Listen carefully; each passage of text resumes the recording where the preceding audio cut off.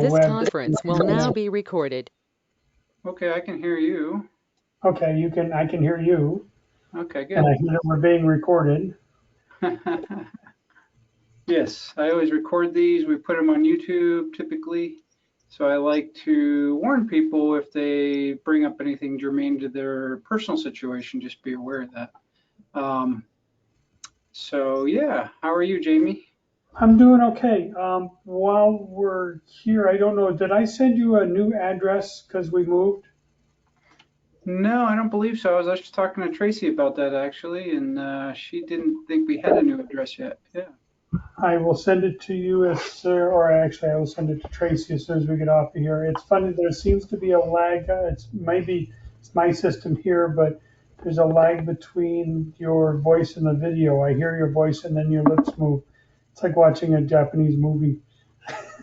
Yeah, I think it might be because here it's fine. There's no lag. I use this all the time, so I'm not. It might be your Wi-Fi or your connection there. I don't know. It's actually caught up now. It's doing good. So you're in sync now. Okay, so two things on your address. Just shoot that over to Tracy if you would. Sure.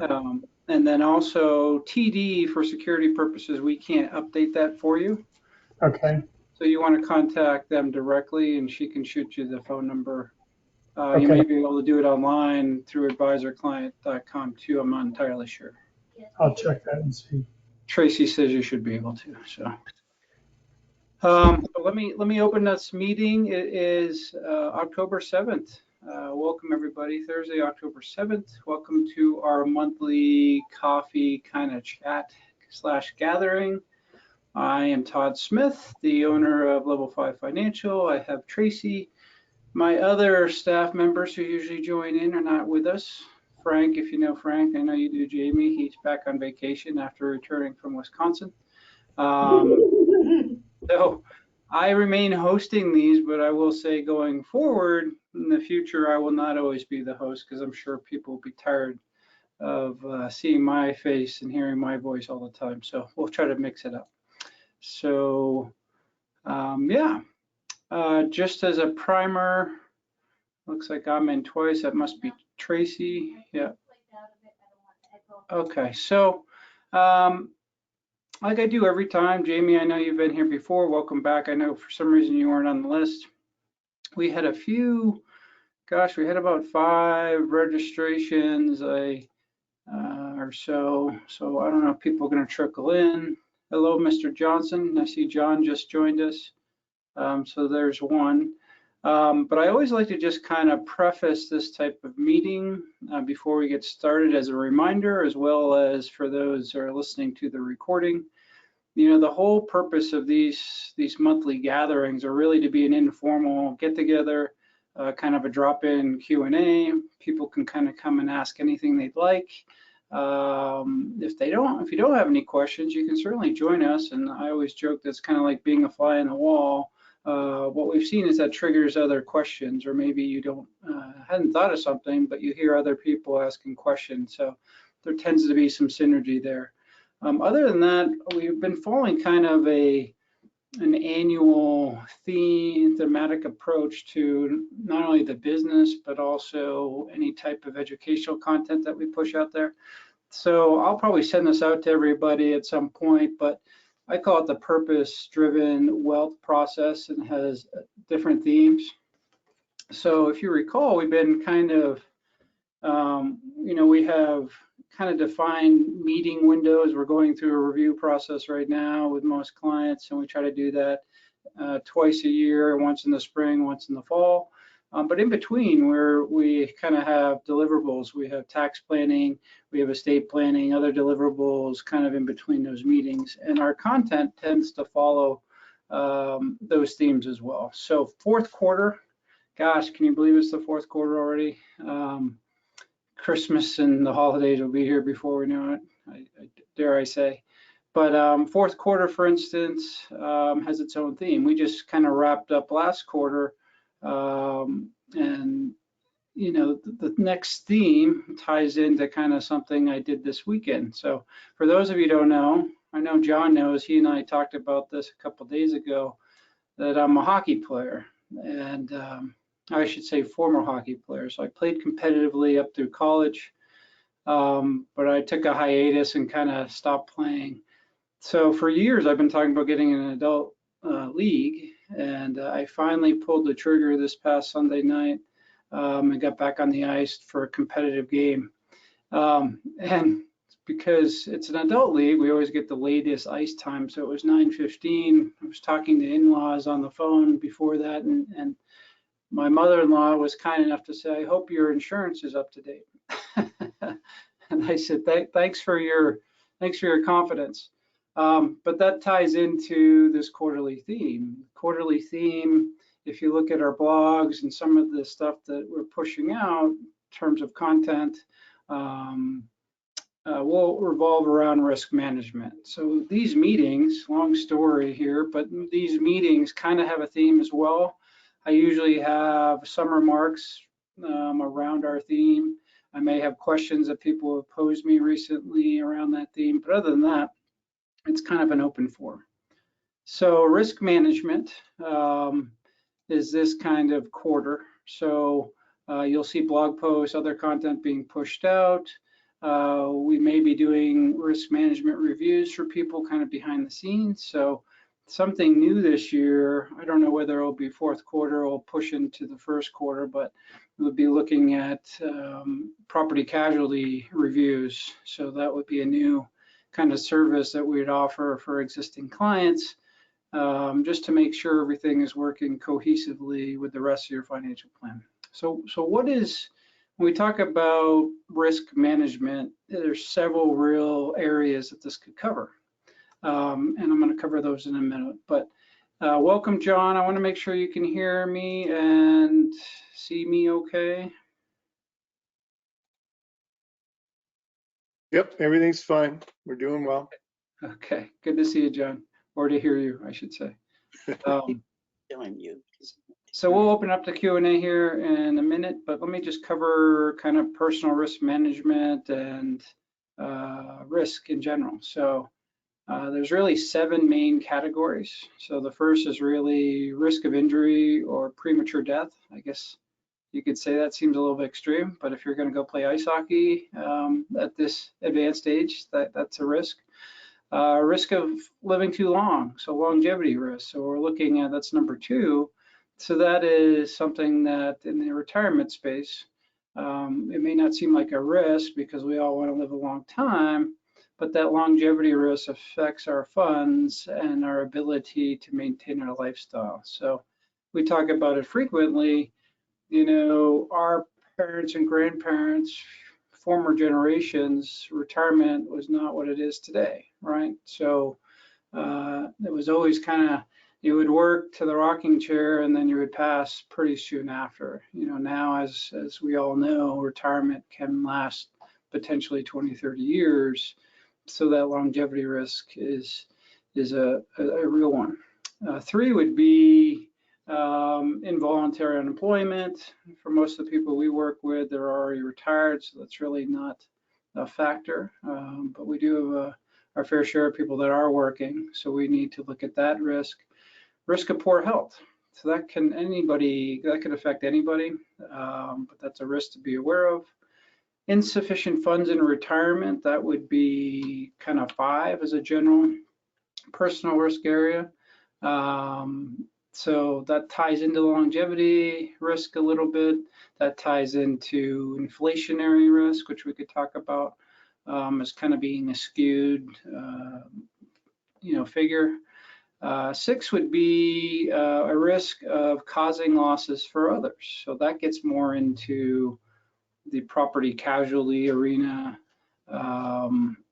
and liability, things like that. And then lastly would be a risk of your own property, which also falls into property casualty. So those are generally the 7 risk areas. So as financial planners, we are looking at a host of different risks, right? So certainly people think of us as more of investment type folks, but we are looking at all these risk factors because ultimately we're trying to maximize your lifestyle, maximize your opportunities that we see for you. So some of the items that I'll point out, obviously, when we're investing for you, right? Because people think of that is trying to tackle the longevity risk, trying to tackle the inflationary risk, but there's also the investment risk, right? So I think we'll have a webinar next week about a way to mitigate investment risk, or not next week, I'm sorry, next month, how to mitigate investment risk. I'm actually insuring your portfolio. So that will be an interesting conversation, probably sometime in November before Thanksgiving week. So let me stop there before I just keep talking, because this is not meant to be a sermon or a webinar from me. Does anybody have any questions or any thoughts, or we're just kind of jumping in today?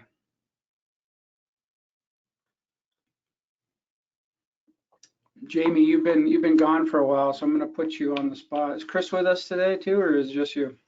She was here for a little while, and then she left and went back to work in her office on the other side of the house. But so yeah, it's just me. Oh, okay.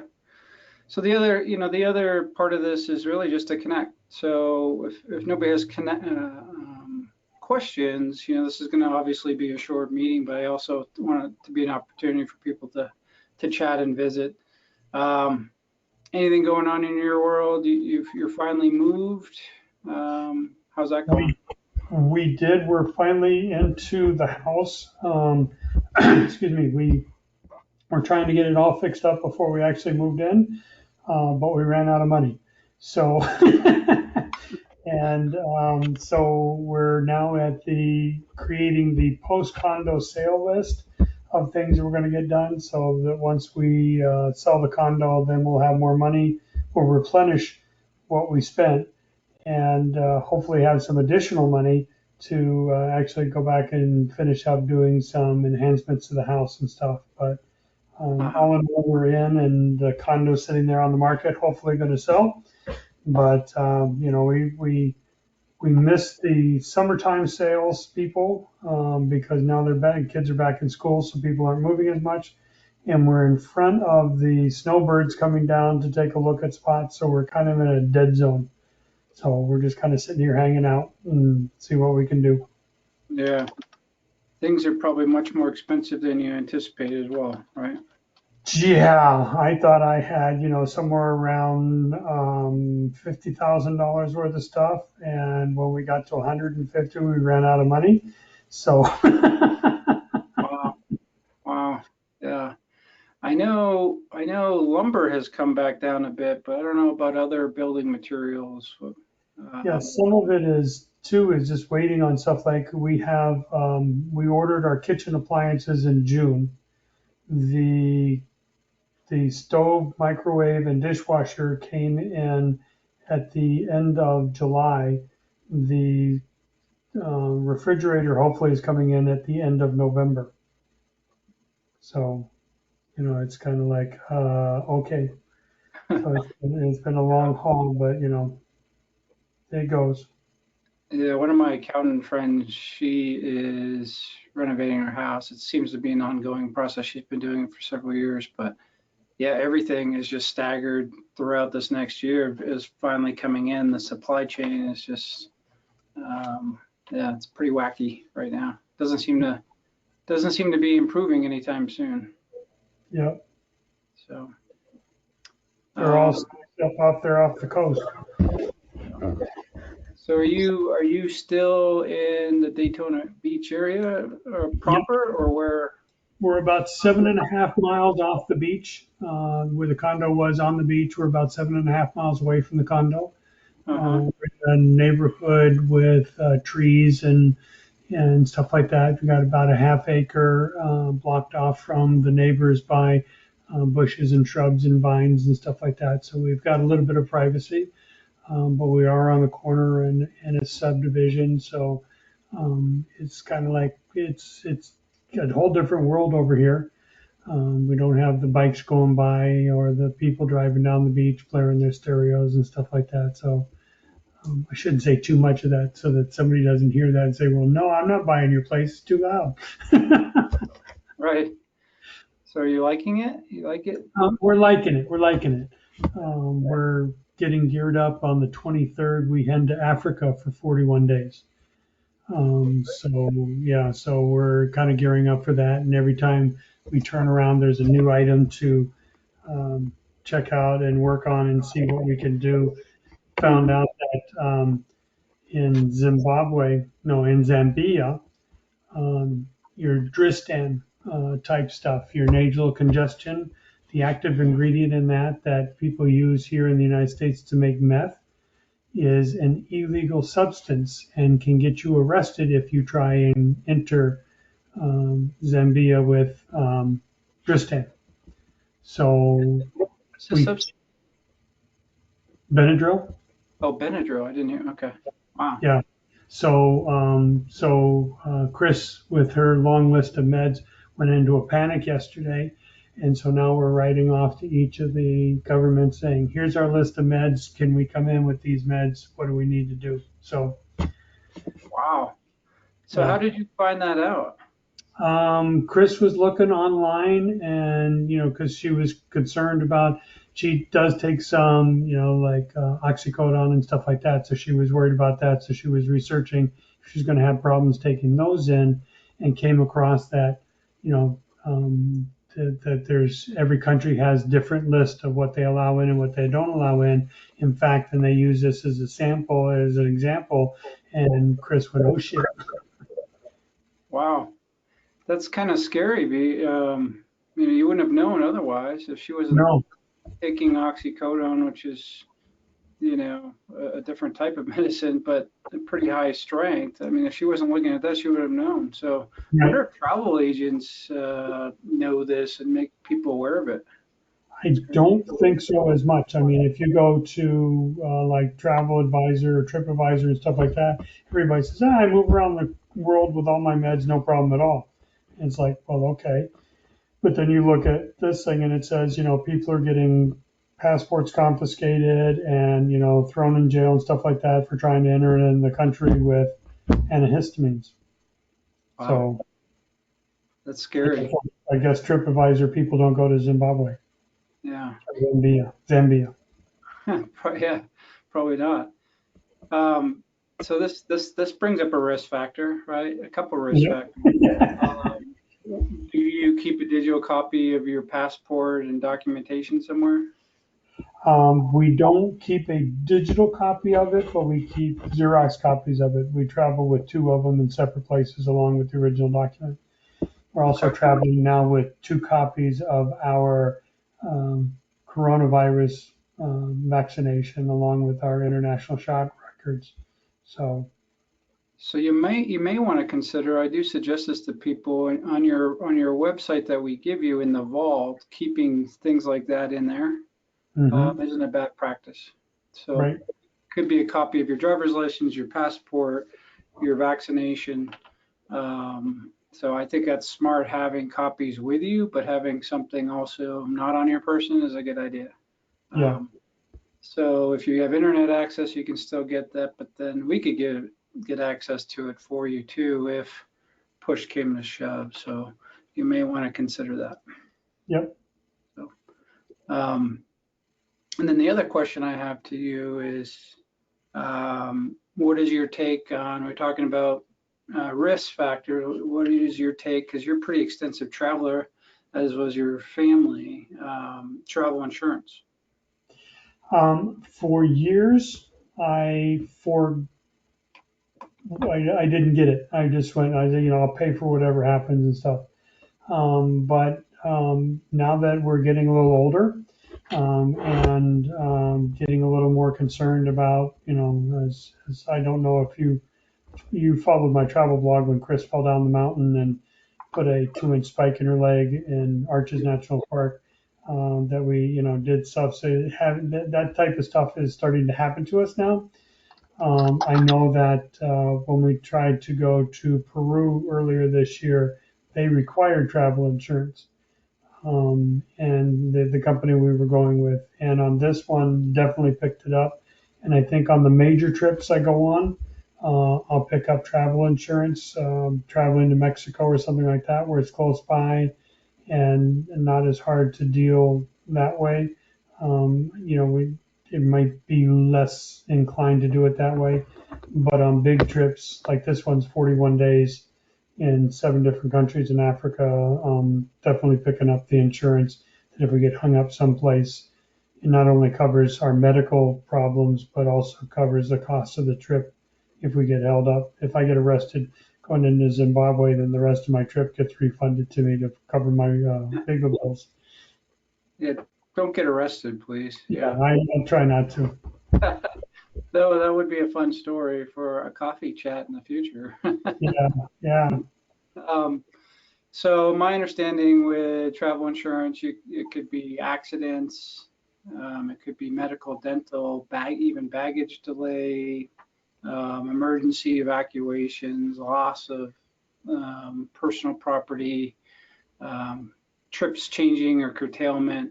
Have you found that it's pretty much all encompassing when you buy it, or is it more a la carte or somewhere in between? the ones I'm looking at are all encompassing. They have the baggage delay, they have the trip interruption, they have the medical, they have the cancellation up front. If Chris or I were to get sick tomorrow and we couldn't go in 2 weeks, then the whole cost of what we laid out is covered. And it varies a lot in cost. This trip that we're going on is costing us in the neighborhood of about $45,000, and the insurance on it was about $1,400. So while it seems like a lot up front, the insurance coverage per dollar is really reasonable when you start to take a look at it. Also, I found we had the same insurance company last year, Berkshire Hathaway, when we tried to go last year, and it was about $800 we put in with them, and the trip got canceled because of COVID. And I wrote to them and said, the trip got canceled. We're not out any money, but we're rebooking it for 2021. Can we flop over the insurance to move to 2021?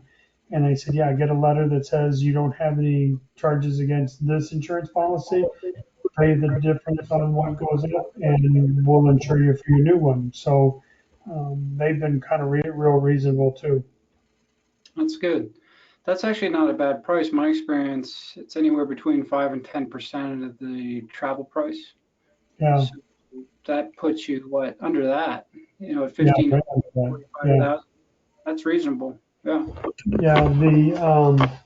Yeah. So it was really one of those things where when I started taking a look at it, and you can go with there's several different people out there, but yeah, the total cost for us was actually trip insurance actually was $1,034 for what's ending up costing us close to $50,000.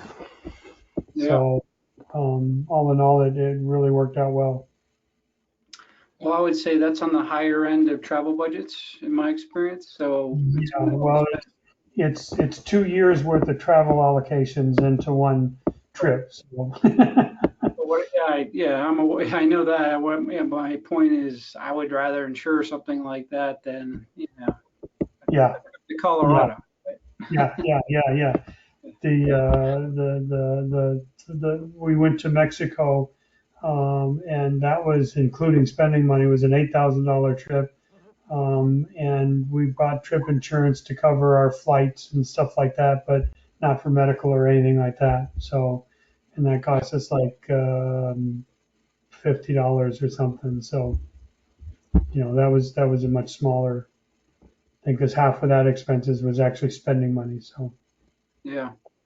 So did you say you went direct to Berkshire Hathaway, or did you get it through like AAA or something?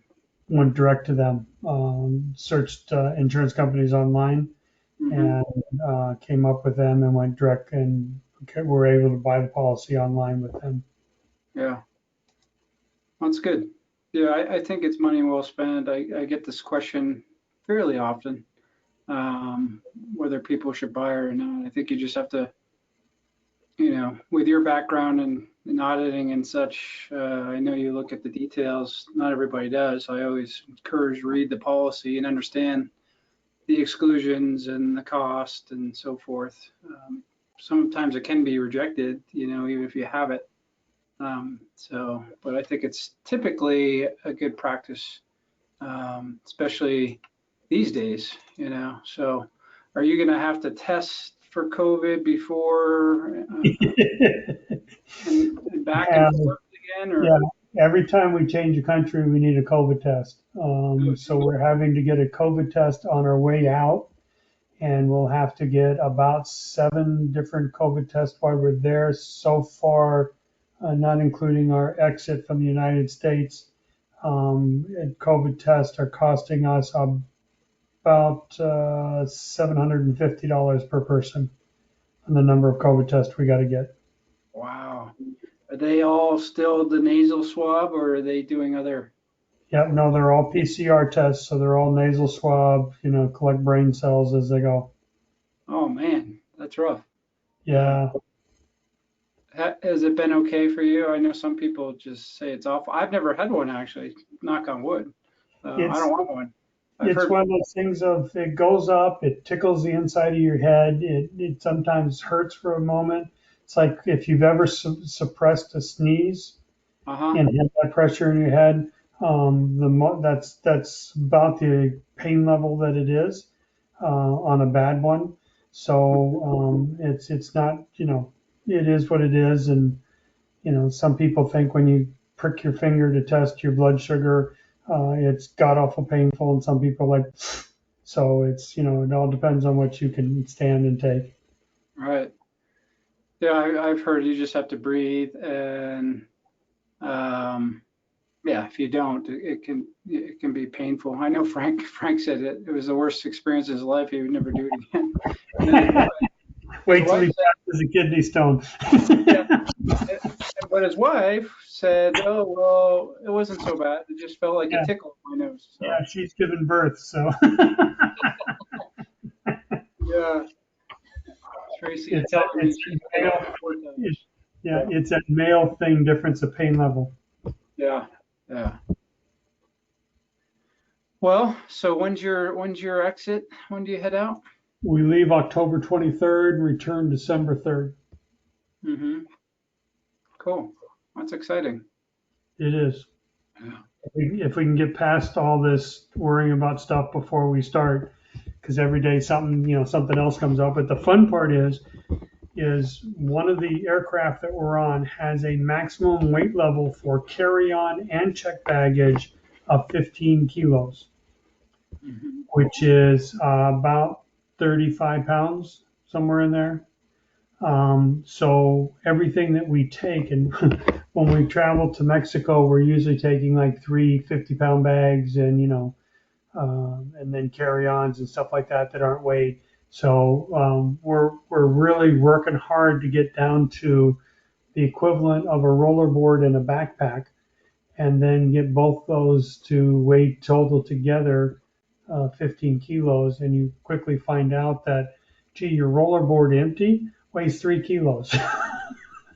And it's like, son of a gun. So if I throw on a shoulder bag, I get down to 1.5 kilos. So I pick up another, 3 pounds of weight that I can pack if I carry it on my shoulder as opposed to roll it. And Chris looks at me and says, yeah, I'm not carrying that on my shoulder. So do we do one and one? Do we do? Right. Yeah. That's hard. Yeah. So So yeah, it'll be interesting. I did see your post about the accident that she had. You had tons of pictures from your last travels. So she got a stick stuck in her leg. Is that exactly what happened, or? Basically, what happened was we were coming down off of our trip up. We went in to see what's called the Tower Arch, and you drive in Arches National Park. You drive about 4.5 miles on a dirt road to get to the trailhead on this, and then you hike in 3 miles to the arch and hike back 3 miles. And so we hiked 3 miles in, and while we were at the arch, I felt like I pulled a groin muscle climbing up into the arch. So it was tightening up on the way back. So I was trying to keep moving on the way back so that I wouldn't stop and have it tighten up. On the flip side is I was running Chris into the ground by keeping moving. So she was overextending and getting dehydrated and stuff like that. So as we were coming down the last cliff off of the entrance of the thing, we were in sight of the parking spot. And I was coming down the mountain, both hands on the mountain, being very careful. Chris was walking forward, coming down the mountain because she's climbed around on rocks all her life and when she was younger, but I keep trying to remind her she's not as young as she was before. And she stepped off this one rock and hit scree, and her feet slid out from under her, and she fell forward onto her knees. And when she fell forward onto her knees, she fell into a um, God, it's like a sagebrush. And so we pulled her off of that, and the twigs and stuff and branches had scraped up her hands and stuff. And we pulled her back off of it. We tried to get her to stand up, and she couldn't stand up because her leg really hurt. And I looked down and I saw probably about a quarter inch of a piece of wood sticking out of her leg. And it was also bleeding really hard. So I told her I had to get this splinter out of her leg um, so that it would stop bleeding. And we travel with lots of stuff in our backpack. And one of the things we had was a roll of toilet paper. So I wadded up a handful of toilet paper to use as a compress when I pulled it off. And so I grabbed this twig and I grabbed this piece of splinter, I thought. I said, "You ready?" And she says, "Yeah." And I pull it out and I press hard on her leg to stop the bleeding. And then I look up at the splinter, and it's about a 2-inch long branch of the sagebrush that was kind of in a pointy end on it that was stuck down into her leg. Ooh. So, yeah, so we were able to get the bleeding to stop on the mountain and then work her way down the last 100 feet off of the cliff and then take her into the hospital in Moab. And I threw the piece of wood away. I should have kept it. But they didn't believe me on how deep it was. And so they gave her some instructions on keeping it, just don't wash it or anything like that. Don't put it, just let it heal from the inside out. And, and we got to Vegas. And by the time we got to Vegas, which was like 3 days later, it was starting to get infected. So we went to the hospital there and they gave her antibiotics and told her how to treat it better. And so it's all good now. She's got a little dimple in there, like a bullet wound, but she's all up and good now. But yeah. Good. That's why you have insurance, right? Yep. Wow. So give us, I know we're monopolizing this conversation with your travel, but it's interesting. So what is your actual travel itinerary at this point? Well, we're going from here to Kenya and spending 10 days in Kenya, then going to Tanzania for 7 days, coming back through Kenya and going on to South Africa for 6 days, then up to Botswana for 4 days, then Zimbabwe for 5 days, going through Victoria Falls and stuff like that, and then on to Zambia for 5 days and then home. Wow, what a whirlwind. Yeah. Yeah. And then what type of things do you have planned in each place? Well, I'm working with the lady out of Pennsylvania who is, name of her company is United Travel Group, and she's hooked up with a bunch of different safari camps. And so we're about every 3 or 4 days, we're in a different safari camp doing game drives and seeing the sights and stuff like that. In South Africa, we're doing a wine and cheese tour, going down and seeing the whales off of the coastline while we're down there. But mostly the other place, they're doing game drives and night and day game drives and visiting centers where they're trying to rehab animals and stuff like that. One of the camps is where the elephants actually come through the center of the camp in the afternoon. It's built along their migration path to the water. So they have several watering holes, so the elephants actually come through the camp.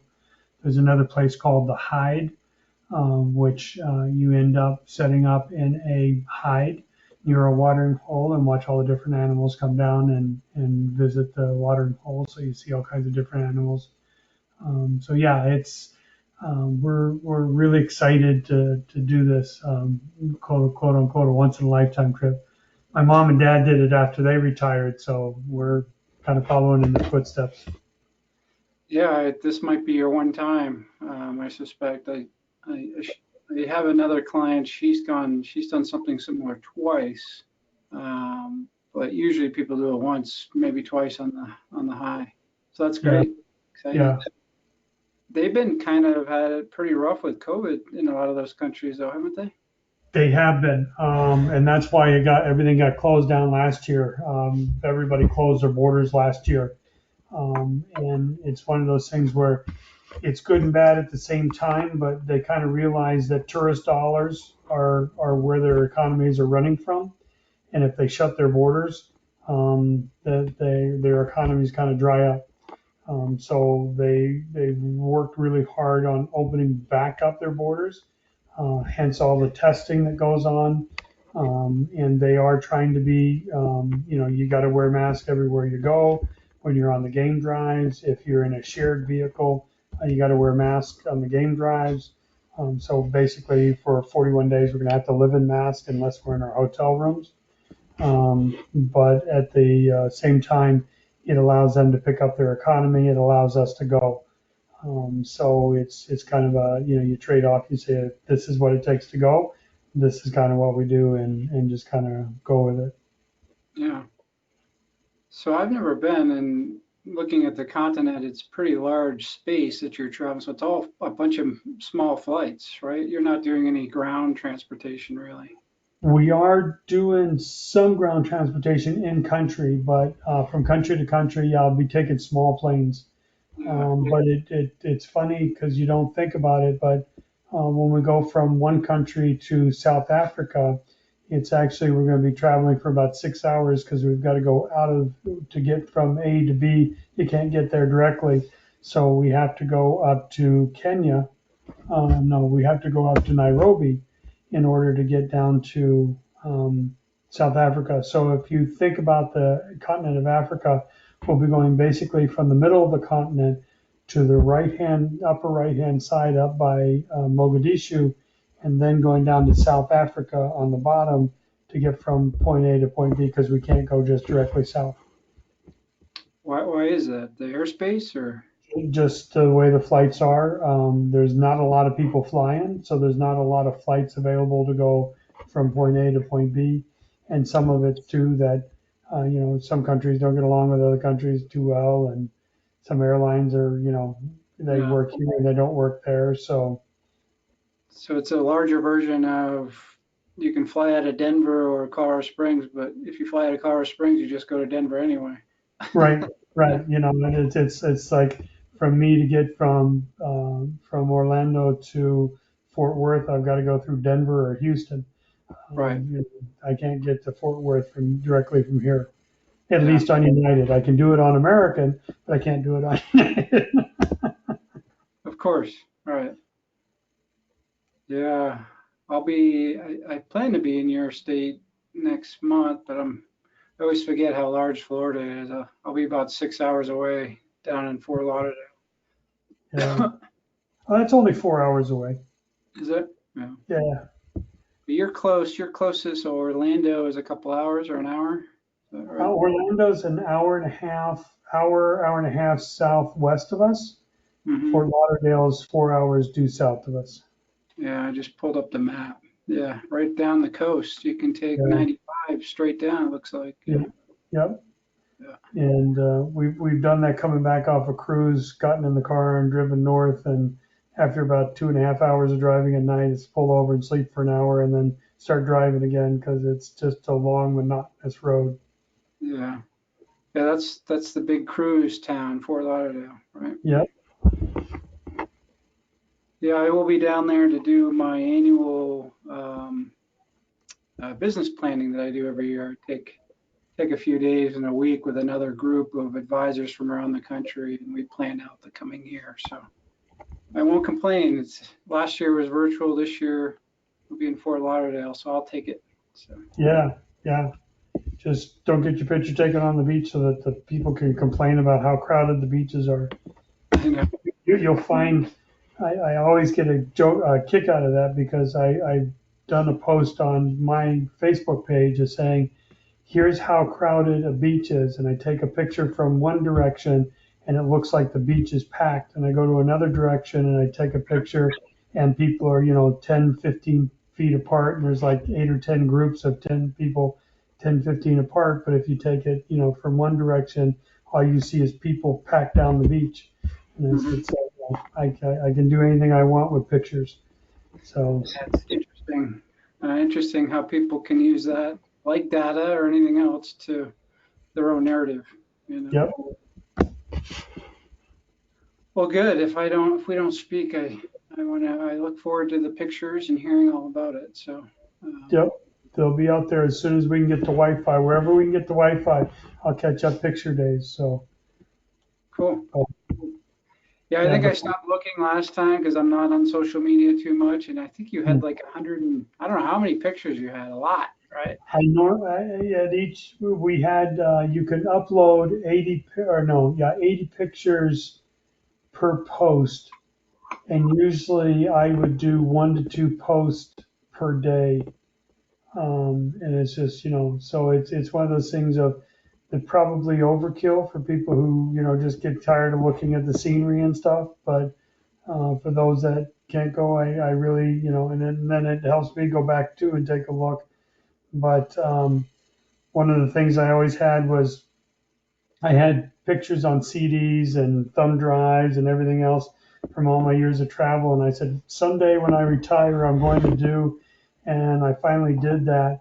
I have this huge folder of pictures that now travel with me everywhere. And I keep forgetting, oh, yeah, that trip. I forgot about that trip and go back and look at where we went on that trip and stuff. So, yeah, I take a lot. But it was one last thing is that when we went to Yellowstone, um, we would get up in the morning and leave the hotel about 4:30 or so in the morning, and it was about an hour drive into the park. And so we'd be in the park about 6:30 in the morning before everybody else. And we would drive along. And one morning, the second morning we went in, we ran into a herd of buffalo on the road. And so as I'm driving through this herd of buffalo, I'm taking pictures and, getting up close and personal with the buffalo and stuff.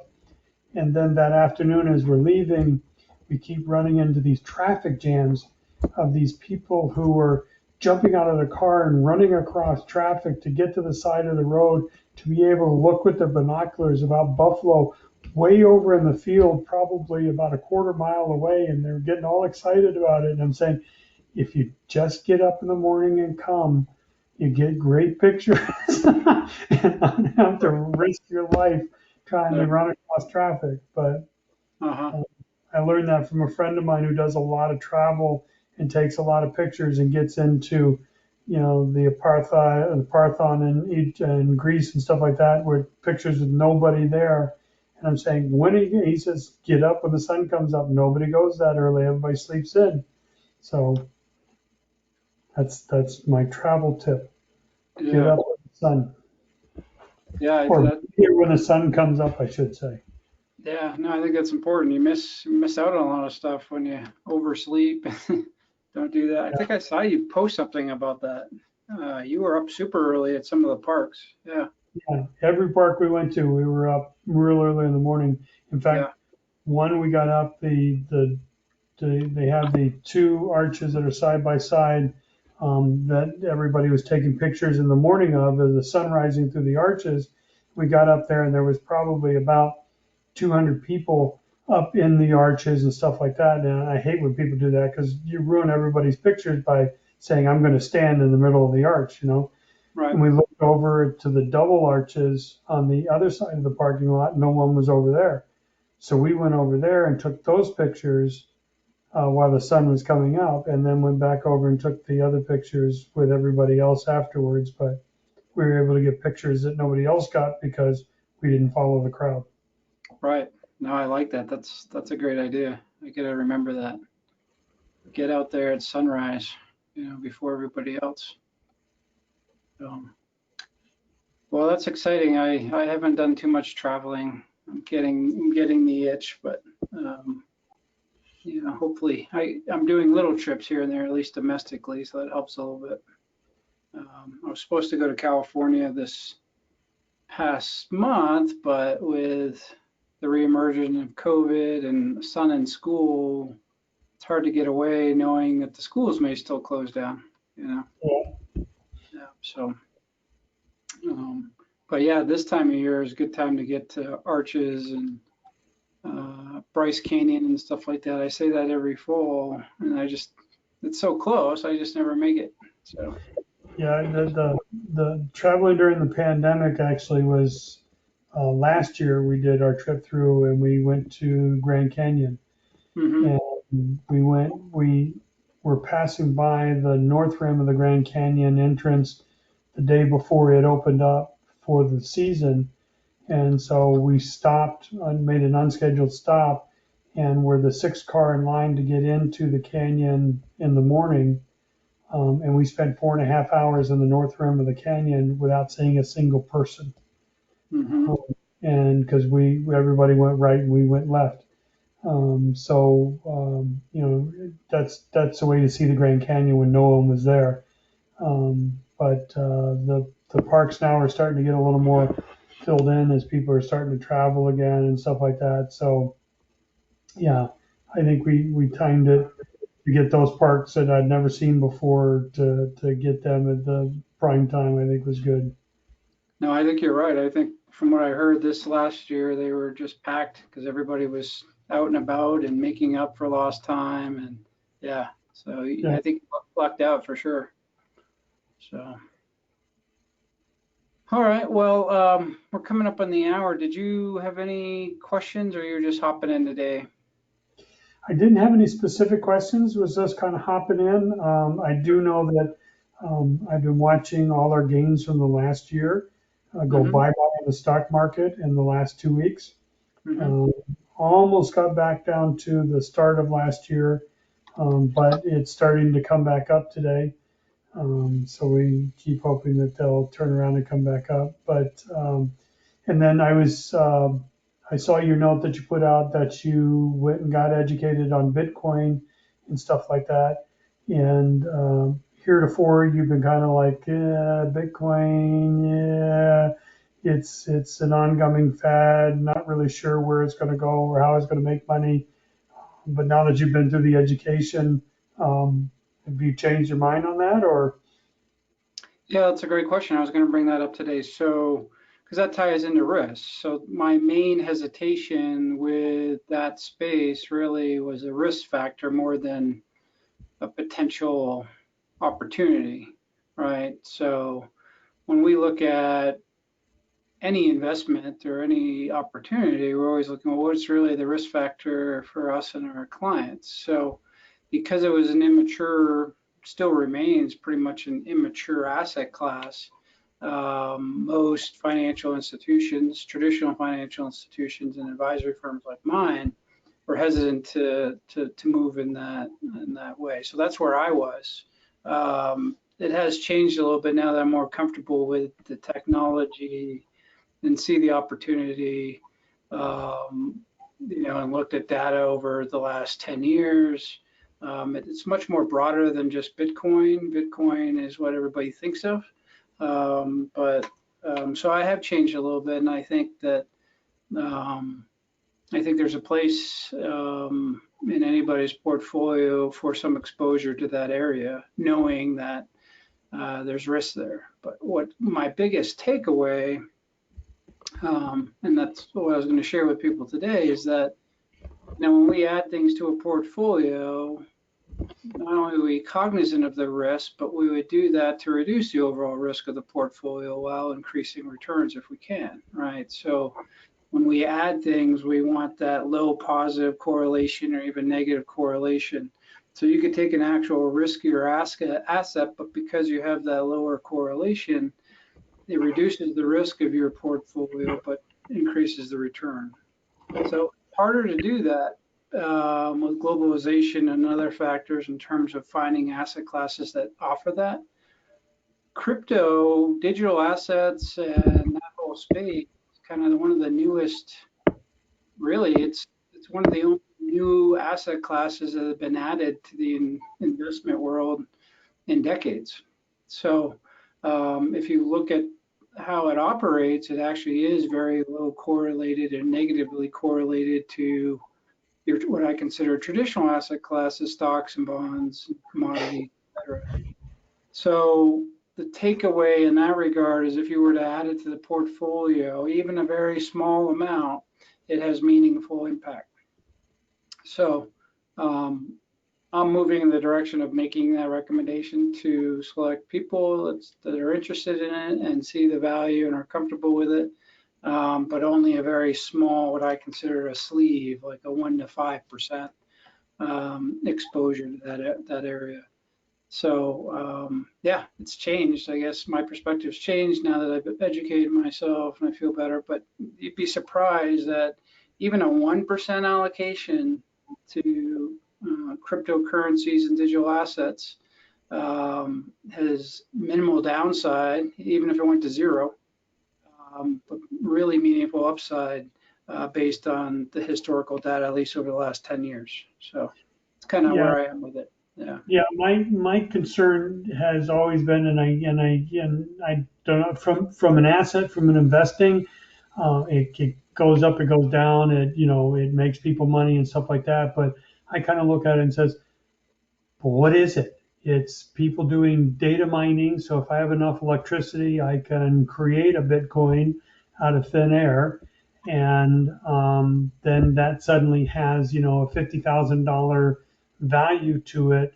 And but if I lose my hard drive, then I lose it, and I suddenly have no, and it just is one of those things that it's smoke and mirrors as to what the product is, I guess. Yeah. With a traditional, with a company or something like that, you've got either the intellect with a person that's doing something so that, you can see what value they have. You have the um, uh, brick and mortar stuff that if all else fails, you can sell, the building and recoup some of your money or something. But when you tell me that if I have enough computers and enough electricity, that I have unlimited capacity to create $50,000 bitcoins on a whim, yeah, Yeah, well, yeah, you're crossing your streams a little bit. Yeah, it's a huge topic that I probably couldn't explain very well. But Bitcoin has a finite number. So when Bitcoin launched, there's only a certain number of Bitcoin that will ever exist. okay, So and actually, a certain number of Bitcoins are released periodically all the way through like 2100 or something crazy like that. So the majority of them, a lot of them already been issued, with only a few being issued over time, right? So from that regard, there's that scarcity, right? You can't flood the market with more Bitcoin like you could print dollars, right? So that doesn't exist. When they're mining for Bitcoin, that's just the reward to essentially audit the ledger, right? So Bitcoin was built on an open ledger system, the blockchain. The blockchain is an open forum that anybody can go out and see every transaction. So it's perfectly transparent rather than in a closed system. So instead of a company's ledger being owned by them and we don't really know what it is, or the government ledger, it's fully transparent and it is audited, and essentially people are confirming that the data is correct. Those are the miners. That's what I didn't understand. The miners are the people that are actually using computer technology to verify the data is accurate. And they're rewarded for doing that with Bitcoin, but that's already been issued. So it's very confusing to me. I was like, what is this mining? What is the Bitcoin? But the blockchain itself is a new type of technology that I think has the most value, more so than the coin. So the blockchain is actually being used to replace a lot of the supply chain issues that we're encountering. So to me, I think there's a lot of opportunity in a couple different ways, is looking at companies and industries that are utilizing that new technology in the blockchain in their industries, and then also the coin itself. But you're right, Bitcoin doesn't have an intrinsic value. Any of the coins, whether it's Ethereum, now there's 1,000 different coins. Bitcoin's just one of them. It just happens to be the largest. Ethereum is the second largest, but there's no intrinsic value. So, crypto coins are priced supply and demand. They're not valued because there's nothing behind it. So I think it's a misnomer to say it's a digital gold, but it kind of is in a way. I don't think it's a replacement for gold, but it's similar in the sense that there's no earnings, like you say, there's no company earnings behind it. There's no brick and mortar. Gold, at least there's something tangible, and there's some utility there, right? You can use gold in products and things like that. The digital coins don't have that, so it's really price. So when you say that Bitcoin is $50,000 a coin, that's really supply and demand. So, but yeah, it's a fascinating area. So I don't know if that dispels kind of what you were thinking in terms of finite versus infinite number of Bitcoin, but it's decentralized. So people are seeing that as kind of an alternative to, well, hey, I could have all my money in US dollars, but if they keep printing it, it's going to dilute it. So some would say that if you look at CPI, the CPI, Consumer Price Index, over the last 100 years has been around 4%, is skewed in its own right because of how they measure it. But others would say, well, it doesn't factor in that the dilution that's happening with printing money. So some are saying that the real inflation, if you factor in that the money supply, is really double digits.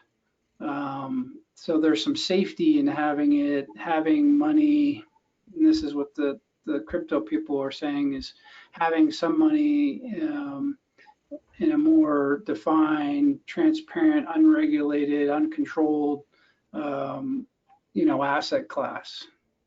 Bitcoin is what it is. Nobody can print more, that sort of thing. So. No, that did help a lot. That gives me a little better understanding of what it's about, because I too thought miners were creating as opposed to earning. So, yeah, I wasn't aware of that too. There's only like 25 million Bitcoin or something that can ever be created, or have been created. So, but look in the blockchain. I think the blockchain is really interesting. So, there's so many companies out there now that are using it, mainstream companies. I'd be surprised if Lockheed isn't even using something in their systems that's related to the blockchain at this point. they were. It was just starting to come in as I was going out. So, I mean, and big time that I would hear about it someplace else. So, yeah. So I'll share more about this topic. I think that I'm getting more comfortable with it. Do I still think it's risky? Yes. Do I think that it's proven itself as a mature asset class? No. Do I want to ignore it? I don't think so either. So I think some small exposure probably makes sense in the portfolio, just because of what I was talking about, that diversification element. And then also in the last decade, crypto in general has been the best performing asset class. So you're ignoring that. I think Bitcoin and the crypto stuff is kind of more likely here to stay and is going to become more and more prevalent. So, I think it's something that we probably have to look more at. So I'll be pushing out more information about this, but my takeaway right now, or what I'll share, is that one, keep a small exposure to it. Two, the way we would invest traditional assets doesn't change the way we would invest in that space. So it's all about diversification. It's all about more or less buy and hold and strategy rather than it is timing. So those kind of traditional methodologies don't change. And then thirdly, I guess I'd add to your point about losing your login and stuff like that. That's a real concern for people that buy it direct on their phone or do it on their own. You've heard stories about people losing their access to the Bitcoin because they didn't have their key, right? So if we were to recommend it, we would use, just like TD Ameritrade, a third-party custodian, right? That's certified custodian to actually safeguard that. So you remove that risk of losing your access to your assets. You don't have to get a digital wallet or a cold wallet, or if you're familiar with those terms. So that's another way to still get access to it, but in a safer, more conservative way. Yep. So, Yep. but so yeah, so that's it's a risky asset, but that's a perfect example where you could add a risky asset to a portfolio and reduce your overall risk, right? So they usually don't go, lock key, when things are down in other markets, Bitcoin is not. So anyway, any other thoughts on that or questions? I'm kind of rambling on at this point. Nope, that answered a lot of questions that I had. But if you do a coffee clutch on that, don't do it in November because I won't be here. But I will sit in on that one to hear that what you got there. Yeah, my thought is to sprinkle in the conversations as it relates to coffee talk, but I probably, to really serve it, it would probably have to be an hour conversation of specific, like a webinar type thing, more Mhm. structured. So yeah, I'll keep you posted on that. So Okay. it looks like everybody else dropped off. Just real quick, for your portfolio, you're still up quite a bit for the year, just in case you were wondering. Well, yes and no. While we were sitting here talking, I mean, I'm up. I'm up about 35,000 so far this year. I'd gotten down to being up only about 6,000, Mm-hmm. but today it's up 16 and a half, so that makes up most of what it's up this year so far. But I'd gotten really close to post withdrawal numbers over the last couple of days. So yeah, I've been looking at it going, because I got up to within shouting distance of being, my annual, my psychological goal I like each year is enough to take out and be above what I post take out from last year. But well, hopefully things will settle down and go. But yeah, I'm still a couple $100,000 ahead of when I retired, and um, have made a couple of withdrawals and stuff. So, I mean, in Right. that respect, you're good. And Yeah, I'll I be, think you're in a good spot still looking at it that way. And then I would just challenge you to be cautious of trying to do that every year. Every year, you're not always going to see that every year, and that's okay. yeah, As long as we stay within that threshold, within reason on a year-to-year basis, even if you go negative, you still should be fine. yeah, So we haven't seen a negative downturn for an extended period of time in a while. So that's going to come. So it's not going to change your withdrawal, when that occurs. right. So if we encounter a flat or negative year where the earnings is not providing that withdrawal amount and more, I don't want you to panic. That's Yeah, no, yeah. I'm okay with that. I'm just hoping that downturn comes about 2.5 years from now I when know. I reduce my withdrawal amount. So Right. that, it's even easier to go. But yeah, it is what it is, and it will be what it will be. And I rode Lockheed Martin stock down to $16 a share. So Right. Right. I've been there, done that. And Yeah. it's kind of funny is uh,